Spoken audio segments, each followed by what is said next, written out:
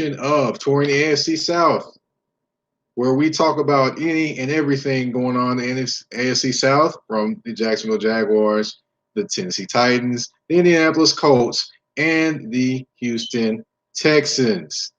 Tonight's show, we're going to look at the schedule of the Tennessee Titans.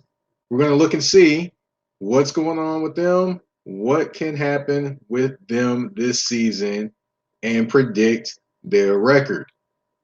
But first, we're going to talk about the early hits in the AFC this week, over this past week, I should say. First thing up, the Houston Texans have signed another quarterback. Yes, they have signed another quarterback. No, they have not traded Deshaun Watson. Yes, they signed another quarterback. They signed another quarterback from the Denver Broncos. His name is Jeff Driscoll. And for those that are unfamiliar with Jeff Driscoll, let me kind of show you a little clip of him real quick.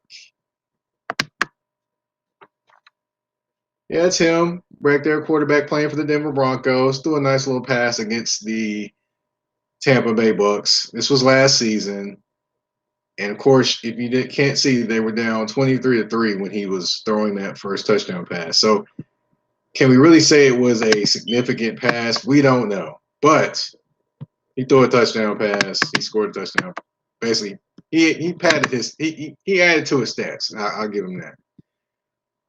Well, he is signed with the Houston Texans. Now they have Tyrod Taylor, Davis Mills, Jeff Driscoll, and Ryan Finley. Now, Taylor and Driscoll were brought in via free agency. Mills was drafted this season with their first draft pick, which was the third round this draft, and Ryan Finley was traded from the Cincinnati Bengals.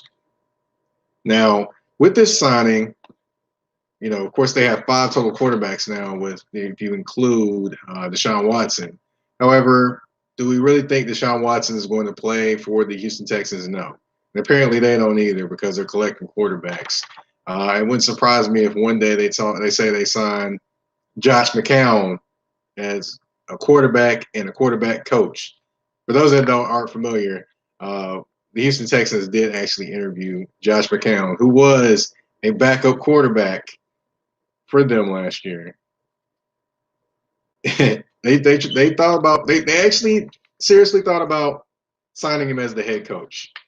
They actually interviewed him, which is completely unbelievable to me. But they did it. They're the Houston Texans, and that's about all the news I got on the Houston Texans. And I just I'll say this. I'll say one more thing, and then we'll move on. Coley has a really tough job. Their coach down there, Coach Coley, has a really tough job. They don't have very much cap space. They don't have a ton of talent on that team. And they have a lot of free agents on one-year deals. Probably the most in the NFL. So definitely going to be a tough task for him. And there you go. Go to the next one. Let's go to the next one. The next thing we're going to talk about is Travis Etienne. Now, I don't mean Travis Etienne as a thing. No. I just mean the next subject. But the thing that has me a little perplexed is the Jacksonville Jaguars in training camp had this man lining up as a wide receiver. Yes, you heard me correctly. One of the best backs coming out of college football last year was lining up as a wide receiver. And then for those that are watching via YouTube or video, I'm putting up the video of him running routes and, as I'm talking. But when Urban Meyer was asked about this, he said his plan is to develop a running back with wide receiver skills. The one question I have is, did he watch him at Clemson? He already showed he has wide receiver skills. What else is he going to show? You're going to run him on slant patterns, things like that. And if you needed a third wide receiver, if you thought you needed a third wide receiver so bad, then why didn't you just draft one? That would have made a lot more sense.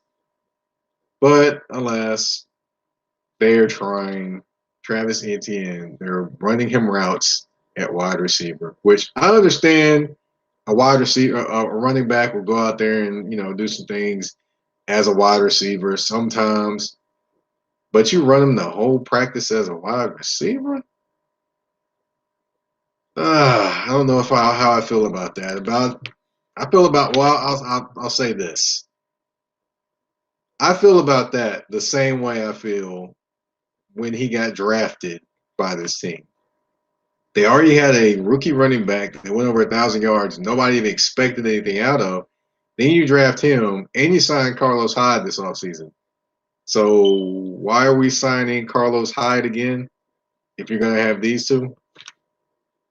I mean, is he supposed to show them the ropes or something? I don't know. But, you could have saved that money, but and maybe spend it on a tight end. And, that's another story, of course, with a certain man playing tight end for them. But we're not going to get into that story this week. I think he's earned enough of people's time over the last week or two. All right, those are the early hits for the week in the AFC South. Now we get down to the business. And by the business, we mean the Tennessee Titans. In the 2020 season, they finished 11-5, tying for the AFC South lead. Now, they did win it over a tiebreaker with the Colts. So, with that, they were the AFC South champions. But technically, they were tied in record. They did lose to the Baltimore Ravens in the AFC wild card game. So, for all the success they had during the season, they took an L when it mattered most. So this year, they're coming back, and they're coming back, trying to come back strong. We'll see what they do, but let's just review their schedule. That's what we're going to do tonight. We're going to go over their entire schedule. I'm going to give you whether they're going to win a game, lose a game, all the way through the end of the season, and I'll give you a prediction. And on top of that, I may give you a few things that could make or break their season or change their season this year. If you're ready, let's begin. Week 1. The Titans welcome back Malcolm Butler, as he is now a Arizona Cardinal defensive back, as the Tennessee Titans bring in Arizona for their opening weekend game, 12 noon, week 1. They're down near the Cumberland River at the stadium. I don't throw names of stadiums out very much, but hey, that's the stadium where they play. It's had plenty of different names, and hey, it is what it is. But for a Tennessee Titans defense that has had tough times getting to the quarterback, this is an even tougher challenge for them to start the season. They have Mr. Kyler Murray to keep up with. And if you have not watched him play, he can get down with his arm, and he can definitely get down with his feet. And for a team that has trouble getting to the quarterback or had trouble last season, it's going to be an interesting matchup.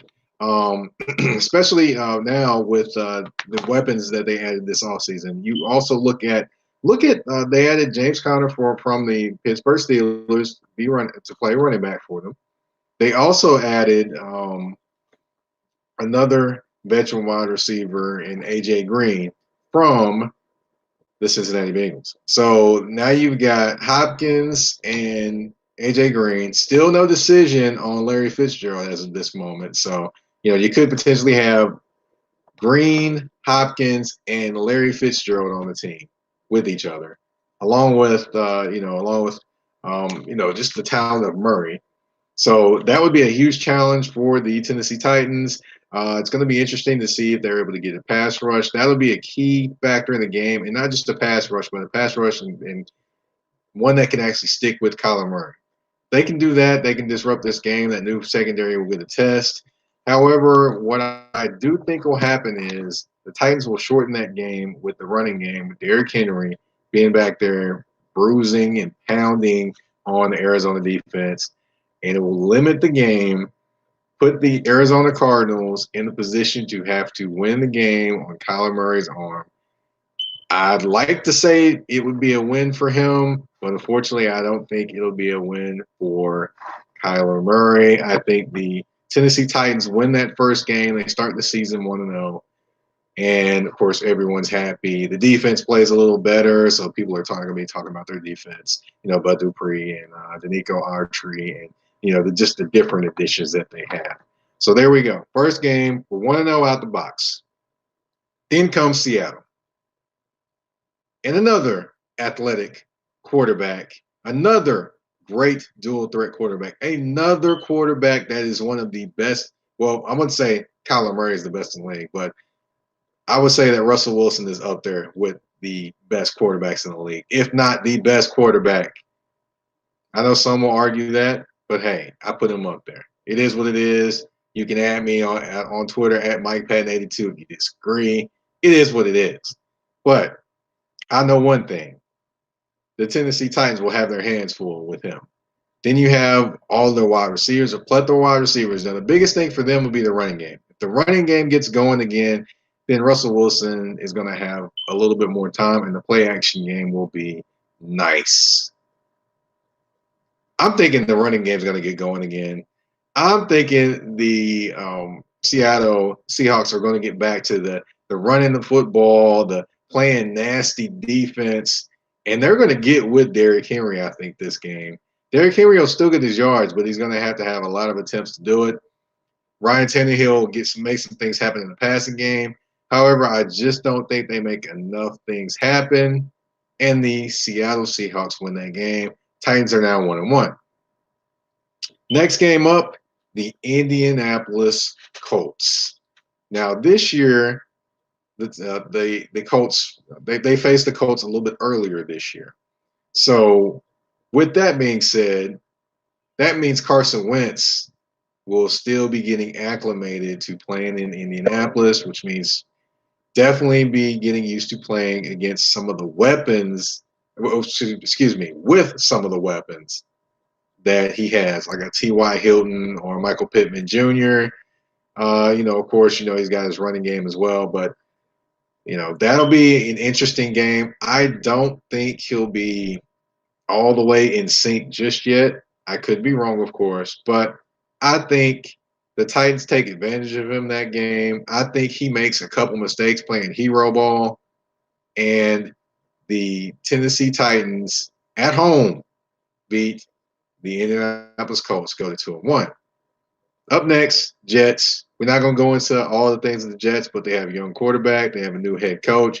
I wish Robert Saleh well as a head coach, but I don't think they're getting a win that day. Even though Corey Davis will be very, very excited to see the Tennessee Titans, I don't think they get a win that game. The Titans win in New York, or New Jersey is where the stadium is. But we're going to say New York. Then Titans will be 3-1. That's 3-1 to start the season. That's a 4-game stretch there, if you kept up with me. Win versus the Cardinals. Loss versus Seattle Seahawks. Win versus the Colts. Win versus the Jets. You got me? They're 3-1 to start the season. Okay. Now here comes the interesting part of the schedule for the Titans. First game out is Jacksonville, which I know that doesn't seem interesting to very many folks. They're going to play them at Jacksonville, and we know that Derrick Henry has been the boogeyman for the Jacksonville Jaguars. Every time they see him coming, they already start thinking about, oh my goodness, here comes this big man. He's going to run me over. I don't know what he's going to do. But I'll say this. There comes a point in time where they have to step up and make some things happen. Unfortunately, no, it's not this game. It's not this game. But I'll say the Tennessee Titans will win this game. A.J. Brown, of course, will make some plays. I think A.J. Brown versus Griffin will be a good matchup as far as cornerback with wide receiver. You don't know. Griffin brought him over from the Seattle Seahawks to be their number one corner. Of course, you got E.J. Henderson on the other side, taking on Josh Reynolds, who is a new acquisition for the Tennessee Titans from the Los Angeles Rams. That'll be a pretty good wide receiver cornerback matchup. And honestly, I look for that for the Titans to make some plays in the passing game. Definitely, of course, tight end position. That'll be interesting to watch as well. But um, I just think the Titans at this stage will probably still be too much for the Jacksonville Jaguars. They'll still be trying to get themselves together, and Trevor Lawrence will still be trying to figure things out as well. I'm not saying he won't make plays, but they'll still be figuring things out. I'm just trying to figure out how this Etienne wide receiver thing is going to work. Are they just going to line them up in the slot and put Robinson in the backfield? Are they going to line both of them up together? I mean, what are they going to do? I don't know what Urban Meyer has planned, but my thought is, hey, you might want to use Etienne at the thing he's best at doing, and that's running the football. Just a thought. Just a thought. But anyway, I think the Titans win that game. They go 2-4-1. And then here we go. Monday Night Football, Week 6. The Buffalo Bills come to town. Now, the Buffalo Bills still remember that behind whooping they took last year on national TV. And I believe they're going to exact some revenge on national TV. Now, they have added Emmanuel Sanders as a receiver opposite of name escapes me right now. I don't know why that name escapes me right now. But anyway, I'll come back to it. Anyway, the Buffalo Bills did add another weapon in Emmanuel Sanders this year. You add him with that offense and Josh Allen. Hopefully they get a running game if you're a Buffalo Bills fan. If they do, then that offense could be lights out. I mean, lights out. Oh, wide receiver, I was thinking of Stephon Diggs. There we go. You know, sometimes you get all these names going through your head and you just forget one every now and then. But I remember them now. But you have Stephon Diggs and Emmanuel Sanders, two very good weapons. Better, and then you have, I think you have, you don't necessarily have a great tight end weapon, although you do have a guy there with hands and Dawson Knox. So, we'll see what happens with that offense. I think they'll continue to grow, and that defense is always going to be stingy. So I think this game, the Buffalo Bills exact some revenge on the Tennessee Titans. Then they catch their second loss of the season on Monday Night Football. And honestly, it could be pretty bad. So Titans fans, brace for that one. It might be bad, unfortunately. All right. And if it couldn't get any worse, Week 7, the Tennessee Titans host the reigning AFC champion, Kansas City Chiefs. Now, if you were hiding under a rock this offseason, the Kansas City Chiefs did a little bit of repairing that offensive line. They went and got Orlando Brown Jr. from the Baltimore Ravens. They added Chris Long, I believe. Chris Long. They added one of the Long brothers. Now, Kyle Long. There we go. They added Kyle Long to the offensive line. They've added some other pieces too.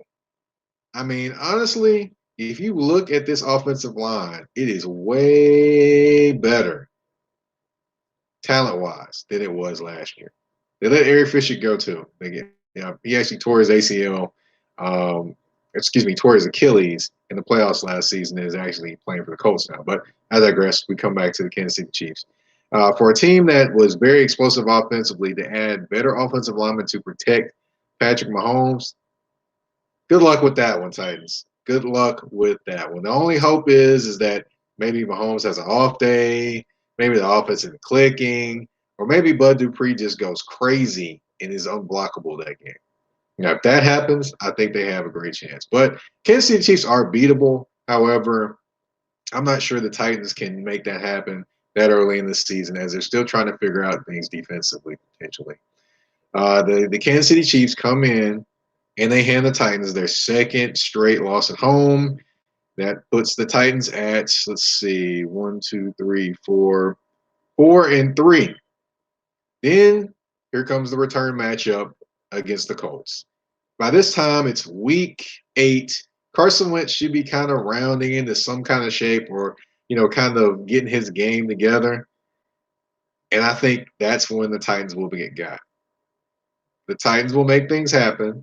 The Titans will keep the game close. However, I think the Colts have a lot defensively. Still, with we got DeForest Buckner up front, which he was a great addition via a trade. 2020 was his first year there. Yeah, but he was a great addition to that team.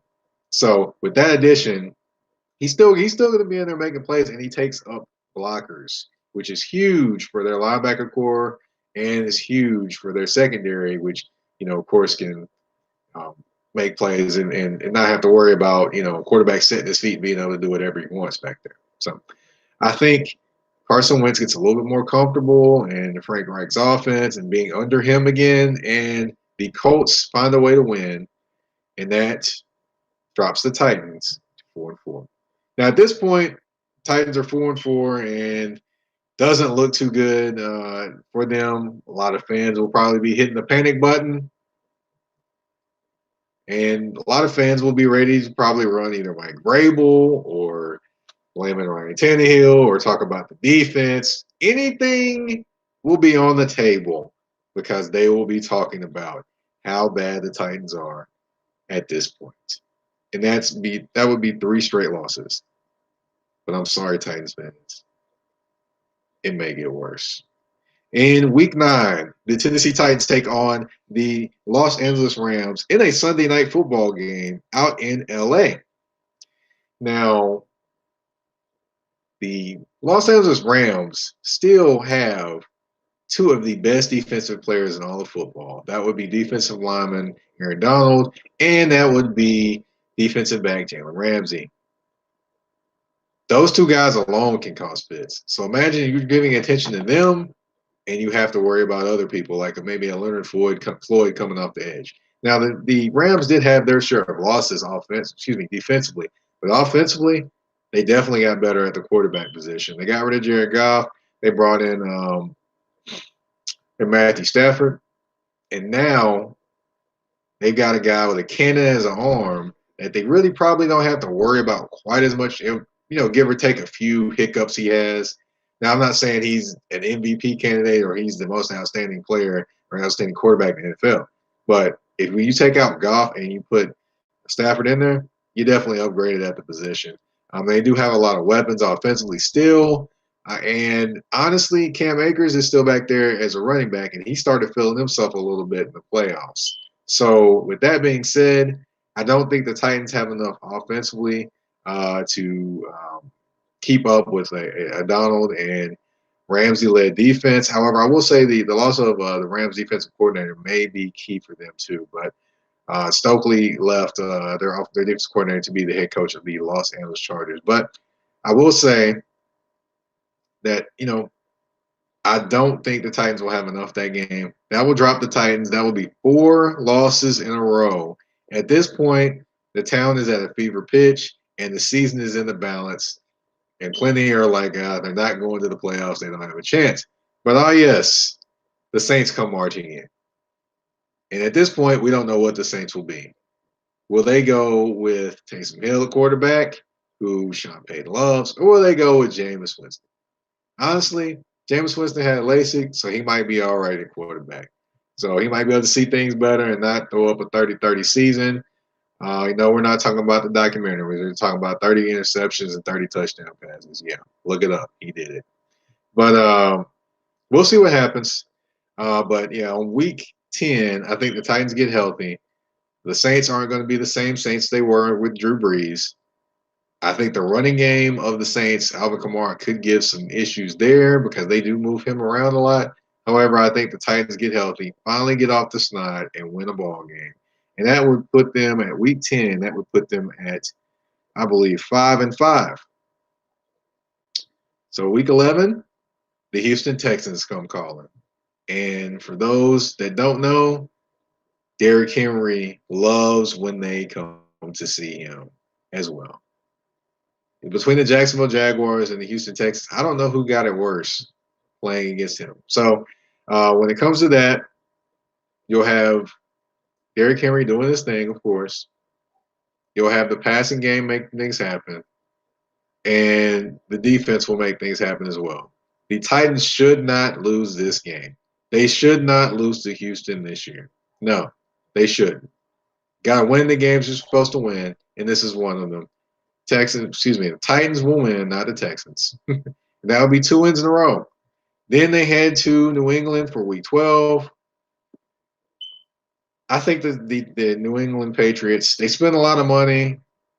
I think they'll be better. I think Jonnu is going to say hello to his old team and make some things happen too. They do have the best tight end combination in football, and Hunter Henry and Jonnu Smith. I don't care what anybody tells you. Look at their tight ends. They can do anything. Both of them can. They're probably the most talented team. I will say this: Jonnu Smith is a underrated tight end. But if you look at Hunter Henry can do any and everything if he can stay healthy. Now, I definitely think they're the best combination, the most talented 2 tight ends. We put them together. Kind of gives me the feeling of Gronkowski and Aaron Hernandez back when they were with the New England Patriots and they were winning ball games. I think with the weapons that they have, and then I think Cam will be feeling himself a little bit this game and have his confidence going. I think the Titans go up to New England and take an L.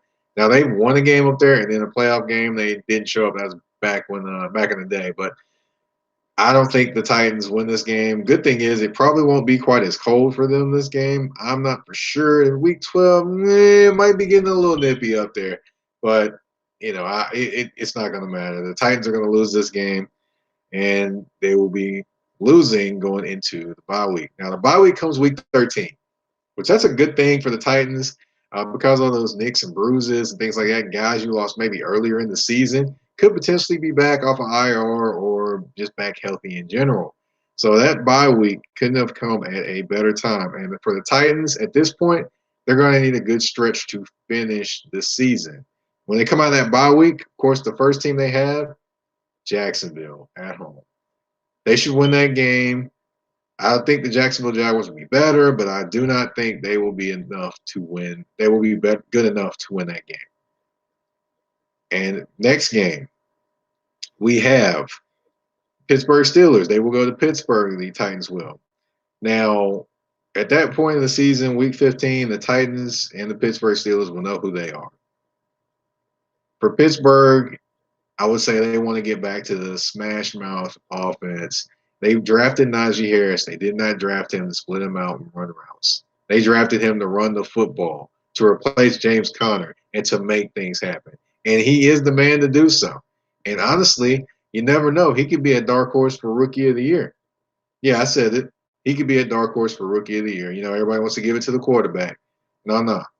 This guy could make a run for it for real, especially if he gets touches. So, I think Najee Harris has a good game. I think the Steelers, although they did lose Bud Dupree this offseason, who's going to be playing for the team opposite of them this Sunday, I don't think they will miss a beat. I think they will I think they will still have enough going on defensively to win this game. A lot will be on Mr. Watt up front, but I think he's going to get things done. I think they're going to make things happen. I think they go ahead and they win this ball game. So, Titans drop another one. So it comes down to 3 games in the season. One's the San Francisco 49ers. One's the Miami Dolphins. And the other one is the Houston Texans. Now, Week 16 is a short week for the Titans. They're on the road, and then they're coming back home to play San Francisco. So, with that being said, it's a short week for both teams. San Francisco is a West Coast team. I think the Titans on a short week at home they do have an advantage. Not saying they're the better team than San Francisco, because we know San Francisco is going to run the ball down your throat, play tough defense. But I think in this game, The short week will hurt the 49ers more than it will hurt the Titans because the 49ers are not at home. Titans find a way to win a game that many will probably think they should not win.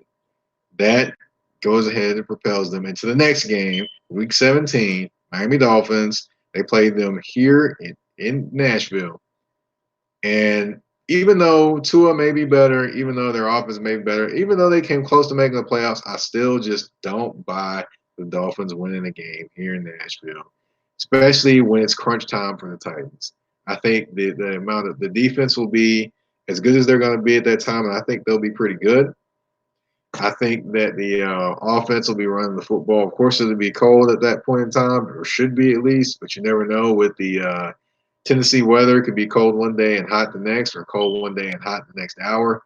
You never know. But I think the Tennessee Titans catch the San Francisco 49ers coming off a short week, win that ball game, and try to close out their season with a bang. Of course, the San Francisco 49ers. I meant the Miami Dolphins as well. They go ahead and finish them off too. Then the last game, but certainly not the least, Houston Texans, which is amazing to me that they're playing their last game at Houston. Last year, they played their last game at Houston. So there you go. I think they go in there. They have a job to do. They may be in playoff positioning, and they get it done. They leave no doubt about it. Well, no, I won't say that. It'll be a close game. It's always a close game in Houston. It'll be a close game, but they'll figure out a way to pull it out against the lowly Houston Texans, finishing their season 10-7. Yes, I have the Titans with a final record of 10-7. If you weren't watching earlier, let's see, or listening earlier, I should say. For those watching, hey, hello, hey. But for those listening, I'll go back over those again and watching as well. I have the Cardinals. They win against the Cardinals. They'll lose against Seattle. They'll win against the Colts, and win against the Jets. That's 3-1 to start the season. Then they lose 3 of their next 4, which will put them at 4-4. Then they go 2-2, which makes them 6-6. Bye week. Then you have 14, 15, 16, and 17, which they win 3-1 there. And then you have one more game, Houston, Texas, which is a win. Puts them at 10-7. 10-7. All right. Now, I'm going to step into a few things that could make or break the team this season, the Tennessee Titans. Two things. The pass rush. Can it be active this year with the addition of Bud Dupree and Denico Archery? Goodness, I can try saying that 3 times. But anyway, these 2 guys are being counted on a lot to make things happen for the Tennessee Titans up front. Last year, the Tennessee Titans brought in Big Beasley Jr. and Jadeveon Clowney, and people thought, hey, they're going to help the pass rush. Well, they didn't. The Titans were at the bottom, if not in the cellar, rushing the passer and getting sacks. So now they've got Bud Dupree, Denico Autry. Hopefully these 2 guys can make a difference and make some things happen because the Titans need it. They have a young secondary, or I would say they have a secondary that not many people believe in.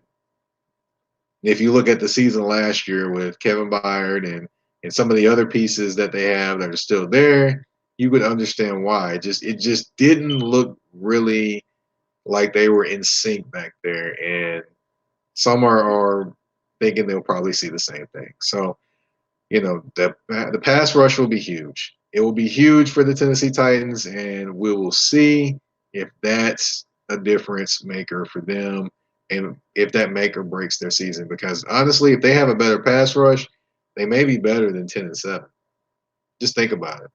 They have an offense that controls the clock.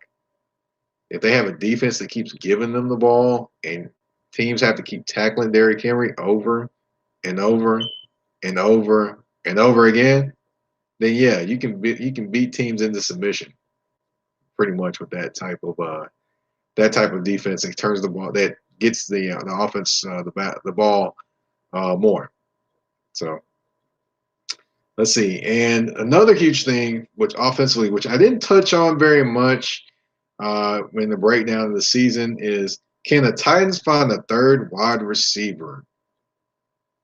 Now, this season, they have a new second wide receiver in Josh Reynolds from the Los Angeles Rams. And I believe with his numbers that he put up out there in Los Angeles, bringing him into the Tennessee Titans, he will have more opportunities, which means more yards, more touchdowns, more receptions. I believe he'll put up similar production to Corey Davis last year, especially with the attention that A.J. Brown's going to get on the opposite side. So I definitely expect that. But the third wide receiver is a mystery. Nobody knows who could be. I mean, it could be a rookie. It could be a person that was on the team last year. It could be a vet they bring in. Now, I will say this: I don't know this. I don't know this to be fact at all. But I will say there is a Nashville native that is out there in free agency that is available, and his name is Golden Tate. So, I mean, could the Titans go after him?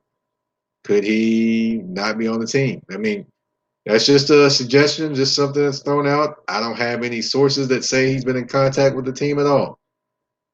I'm just throwing a name out there that could help them at the third wide receiver spot. But we'll see what happens. Hopefully they can find somebody, and hopefully Josh Reynolds is consistent as the second wide receiver for the Tennessee Titans this year, because they need him to be. Because Corey Davis was the most consistent of his career last year, and that's a big undertaking to be the guy opposite of A.J. Brown, especially as he continues to develop in his own way. All right, so thank you all for tuning in. Thank you all for keeping up with me. Just thank you all for watching and listening. Like I said, this is another time to talk about the AFC South.